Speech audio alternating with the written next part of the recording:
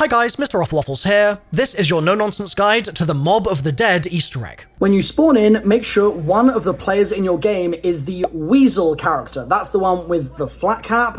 If you don't have a Weasel in your game, you'll need to restart until you get a Weasel. When you spawn in, you'll be a ghost as normal, and I'd recommend before you revive yourself, just going over to this vault meter and zapping it to get yourself a double points. Then when you're back in your body, the next thing to focus on is getting the Warden's key. There are two possible locations for this in your game. For the first one, follow where I'm running in the game now, and you'll see the key hanging just above the cafeteria. The other spawn is near the Warden's office, so just follow me where I'm going in the game here, and you'll see the key hanging just next to the entrance to the Citadel tunnels. Now in both cases, the key is electrified, so we need to turn off a generator to de-electrify it. To do that, we need to go into Afterlife mode. So go up to the nearest electric box, which is near the key location that you have in your game. Hold square to go into Afterlife. And then if you look back to where the key is, you should see this big blue portal, which is now a door that you can jump through. And then you just need to zap the generator to turn its power off. Once the generator is off, in theory, you could just run over to your body, revive yourself, and then grab the key, like the electricity is down. But before we do that, while we're in Afterlife, I'm going to recommend a couple extra things you can do just to optimize your game here. And the reason we need to even pay any attention to this is that in co-op, you only get one Afterlife charge per round, and you lose it if you go down. In solo, you actually get 3 charges of it, but we'll talk more about solo later. So back to optimizing from this point. This will actually vary a little depending on the location you're currently in.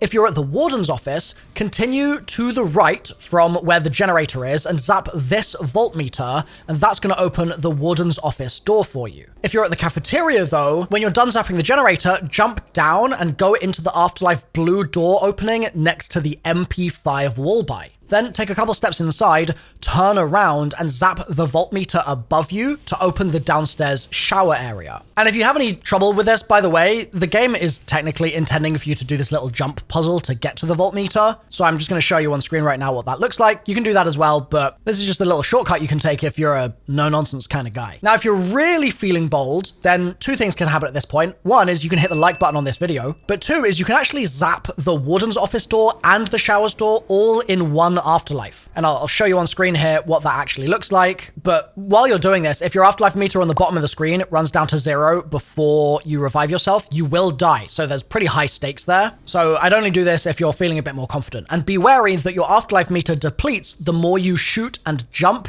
So be wary of that as well. Now, a little no-nonsense tip to add in here to prolong your Afterlife is actually having a friend begin to revive you and cancel before actually getting you back up, because the Afterlife timer is going to pause while you're being revived. And so you can kind of add on a whole bunch of time to your Afterlife if you have a friend that's just continuously toggling revives on you. So once you're done with all that, you got to get back to your body, revive yourself, or have a teammate do it. And then you can grab the key. Step 2 is collecting plane parts. For the first plane part, let's return to the cafeteria key location and head down the stairs here into the showers that we just unlocked. Inside the showers, you'll see this washing machine inside a little cage, and we're going to use the Warden's key to unlock that cage. And then you're going to want to run over to the other side of the room, go into Afterlife with this electric box, and then return to the washing machine and zap the vault meter, which is connected to it. Then once that's done, you can revive yourself again, and then go back over to the washing machine. This is going to start an event that is going to lock you in the showers area, so make sure you're ready for this. It's not too hard. You just got to survive until the washing machine is done washing its machine, I guess. And then pick up the shirt, which has been washed inside the washing machine. Now that you have the shirt in your inventory, your kind of carry space is filled, so you're going to need another player on your team to pick up the other items that we're about to go and find.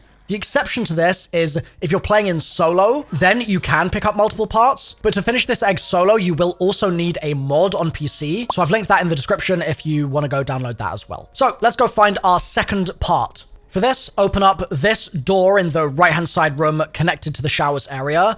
And then you're going to make a couple twists and turns and open this door that leads you down a staircase. And that's going to lead you to a massive spiral staircase. That's how you're going to know that you're in the right place. Go all the way down the spiral staircase and then use the Warden's key again on this cage. Then, similar to what we did before, head all the way back to the top of the spiral staircase and go into Afterlife with this electric box. Then go all the way back down the spiral staircase. But as you're doing so this time, you're going to look out for these blue numbers on your left-hand side as you descend. The numbers in my game are 3 and then 6 and then 9. Enter those numbers into this little number pad. You do that by just zapping each one until it spells out the number that you have in your game. And when entered correctly, this will cause a central elevator, which is holding the part that you need, to go all the way down to the bottom of the spiral staircase. And once you do that, it'll start a 60-second timer. Now, when that timer starts, you're going to want to make sure that someone on your team has enough points to open this next door, or otherwise you're going to have to go into Afterlife again and just repeat all this. And then you can open this gate to the elevator, which has fallen all the way to the bottom,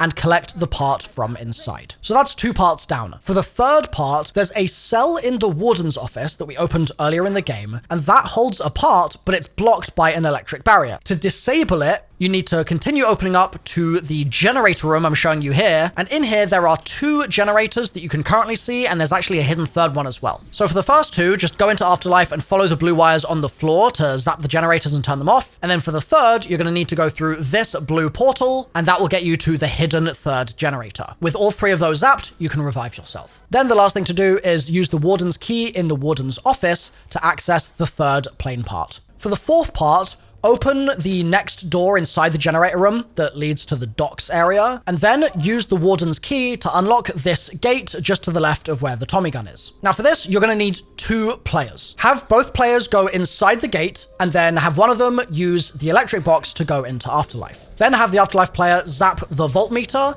and that's going to lock the gate behind you, but it's going to open up another gate, which is how you get to the item that you're looking for. So you're going to have your human player run in there, grab the item, and then run back. And then your Afterlife player can zap the voltmeter again, and that's going to reopen the gate for you to get out of there. And so in theory at this point, you can just revive the Afterlife player and you can leave, and that's all good. But again, this is some no-nonsense optimization. Have your Afterlife player run up the big white staircase here and then go to the right. And you'll then come up to this gondola, and the Afterlife player needs to zap the gondola to activate it. And then you can just run back and revive yourself and go back into human mode. Once that's done, buy the gondola to ride it across and get to the upper part of the map. Then go inside to the middle and essentially follow where I'm going in the gameplay here, passing by the electric cherry location. And then if you continue inside, you should see another electric box in this room. Enter Afterlife with the electric box once again.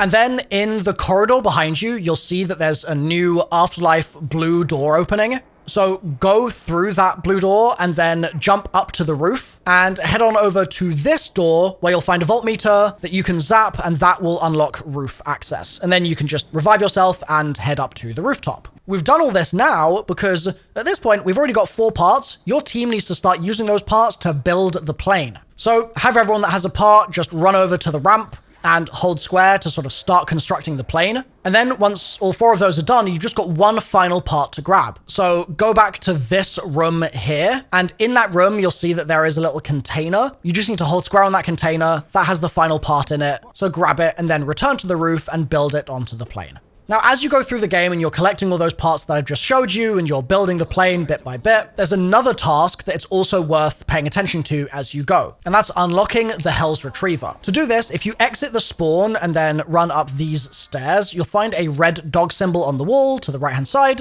and if you kill a zombie nearby, a dog head will come out of the wall and eat the dead zombie. Now, we've all seen how this works before. Feed it a zombie, wait for it to finish eating, kill another zombie, it'll feed it the zombie, wait for it to finish eating, etc. Do that 6 times, and then once it's done, it will go back inside the wall. Then you just got to do this with other dog locations. So the next one is down by the docks. It's just outside the generator room that we talked about before, on the wall to the right, just here. Feed it 6 zombies, bish bash bosh. And the last location is just before the roof and to the left of that final plane part that we talked about. And you can do these in any order, by the way, but whatever order you choose, once all 3 of them are done, go to the area between the spiral staircase and the shower room. And you'll notice that there's now a new room unlocked just here, and the Hell's Retriever is floating right in the middle. So go inside and you can have all the players in your team hold square to grab it. Now that we have the Hell's Retriever, we need to use it to collect 5 blue skulls hidden around the map. The first one is down at the docks. Throw your Hell's Retriever at this pillar to collect the skull. The next one is going to be going up the big staircase here, pass by Jug, and then stand underneath this light post. And this one is a little bit more tricky to get right, so try your best to line yourself up with the way that I'm facing in my game here, and then jump and throw your Hell's Retriever at the light and you should get the skull. Then for the third skull, this one's actually accessible from 2 locations. The first is by the ceiling above the stairs to the showers in this little corner. And the second option is to head up to the roof and then run all the way to this back left corner. And then you just throw the retriever at this corner of the adjacent roofing. For the fourth skull, go back to the spawn area just before the first dog head and throw your Hell's Retriever into this cell at the toilet. And then for the last skull, it's just outside the Warden's office, so head over there and look outside the window next to Speed Cola, and then throw your Hell's Retriever at the top of this pole. So that's 5 skulls, and once you've got all those 5, you can go here to the Warden's desk and you'll have a free Blundergat. Now if you get there and the table isn't on fire and there's no free weapon in sight, that might mean you missed a skull, and the usual culprit for this is the second skull that I showed you in my list, so go double check that and just really make sure that you did actually grab that skull. Now that we have the Blundergat, there's an optional upgrade to turn it into the Acid Gat that makes it much better, and I highly recommend you do this in your game. For the first part, spawn location number 1 is just over where we got the toilet skull. Part 1, spawn 2 is on the Warden's office side of the cell block, so continue straight on and then look underneath these stairs just here. And part 1, spawn 3 is in the corner over by the Afterlife electric box by the showers room entrance. So those are the spawns for part 1. Let's move on to part 2. This one is always in the Warden's office, so spawn 1 for this is just to the left of the cell that has the plane part. Spawn 2 is to the left of the mystery box, and spawn 3 is to the left of the fireplace next to Speed Cola. And then for our final part, this has 3 spawn locations in the room just before the roof. Spawn 1 is on the floor in the corner of this bathroom. Spawn 2 is on top of this table next to this tub.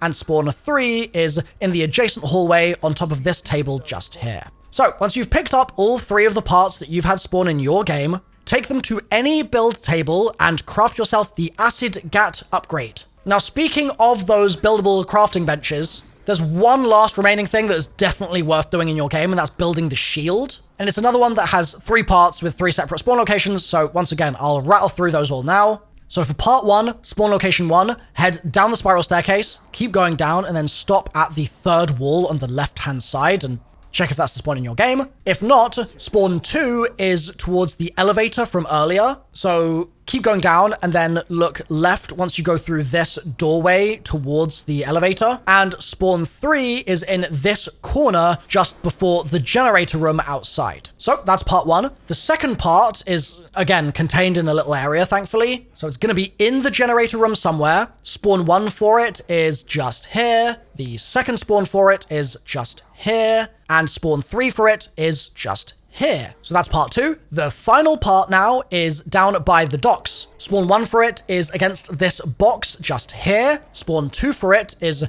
to your left just here. And spawn 3 is all the way down just here. So technically you don't need the Acid Gat, you don't need the shield to do the Easter egg, but I think it just makes your life a lot easier, so that's why I'm recommending it here. Regardless though of whether you chose to do that or not, we can get back to our main quest now, and that's riding the plane. So go back up to the roof, hop on the plane with your team, and then it will fly and crash into the Golden Gate Bridge. Oh no! On the Golden Gate Bridge, you can pack a punch, so that's a good idea. And when you arrive, Brutus is going to spawn in, and you've got to take him down. Now, it's a good idea to try and leave a couple zombies alive at the end of a round before you exit this bridge area, because it's going to save you some time in just a second here. So you'll be fighting Brutus on the bridge, take him out just to get him out of your hair. After a short period of time, you're going to see 4 electric chairs spawn at the end of the bridge, and each of you on your team can hop onto one of those chairs and use that to return to the main map. Once everyone is back, you can then kill the remaining zombies and end the round. The next thing you have to do is refuel the plane and return to the bridge again. To do this, you need 5 gas cans, which are going to spawn next to the original plane parts, but they're only going to appear the round after you get back from the bridge. So that's why I said keep a couple zombies, because then you can get back from the bridge, flip the round into the next round, and then straight away the gas cans will appear and you can get cracking with the steps. Go grab each of those gas cans, bring them to the plane and hold square to refuel it. While you're doing all that, have one of the players on your team head over to nearby the Warden's office, and just before you get there, there's going to be a cell on the right-hand side here with this poster inside. So you're going to throw your Hell's Retriever at this poster, and once you do that, you'll see a hole appear in the wall with an Afterlife symbol behind it. Once that's done, you need to go into Afterlife, so run to the left to enter Afterlife from the electric box, and then once you're in Afterlife, you'll see a big portal in front of you, and you're going to want to go through that portal and then shock the spoon that you're going to be able to find on the floor inside. The spoon will disappear once you shock it, and you'll hear an audio cue. And then you can head over back to the cafeteria and go back to the window here once you're in human form again, and throw your Hell's Retriever at the spoon on this table back here, and you'll then hear the Warden get super angry.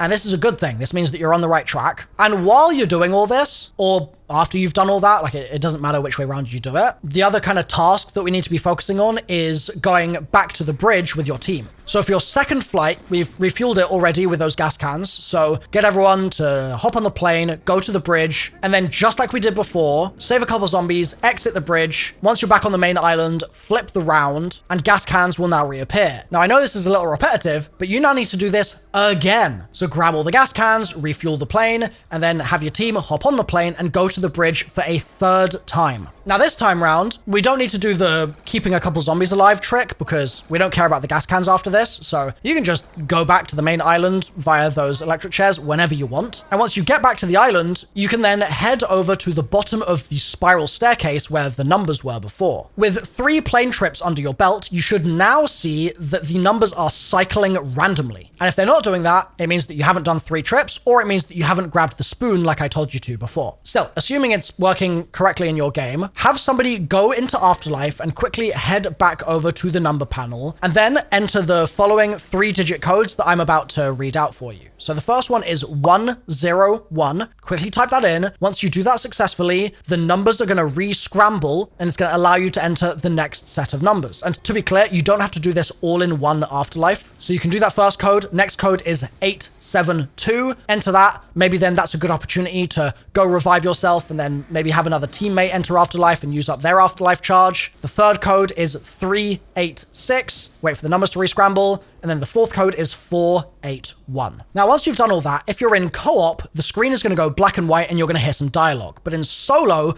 this would be the end of the road unless you had the PC mod installed that I mentioned earlier. It's linked in the description down below. Assuming you're following along just fine though, stay in the spiral staircase area while the screen is black and white, and then eventually it's going to return to color. You'll then find a headphones power-up just up the staircase, and then when you grab it, you can listen to the audio fully and once again, wait for your screen to return to color. The next power-up is still underground. It's nearby double tap on the way back from the Warden's office. So follow my path that I'm running here. Grab the power-up, listen to it, wait for the color, and then once that's done, head up these stairs and make a right when you're back inside the cell block and go up on the catwalk. The third audio drop is just here. Do the same process as before. And then the fourth can be easily grabbed by opening this door in the cafeteria and then going up these stairs and finding the power up just here. Same process, wait for it to finish. And then the final one is in the doorway to the rooftop itself. With all those power-ups grabbed, I know that you definitely paid really close attention to what was being said and you now have a really good understanding of the zombie story, right? Right?